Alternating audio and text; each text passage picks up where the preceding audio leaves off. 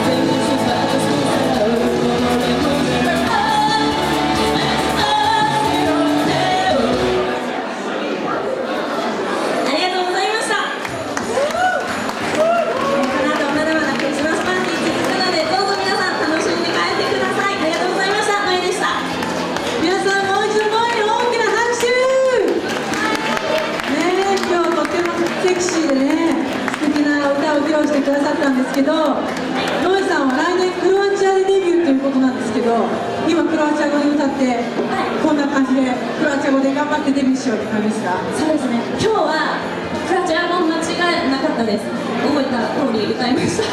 皆さん分かりました？彼女は間違えませんでした。多分ね、けど間違えても分かりませんでした。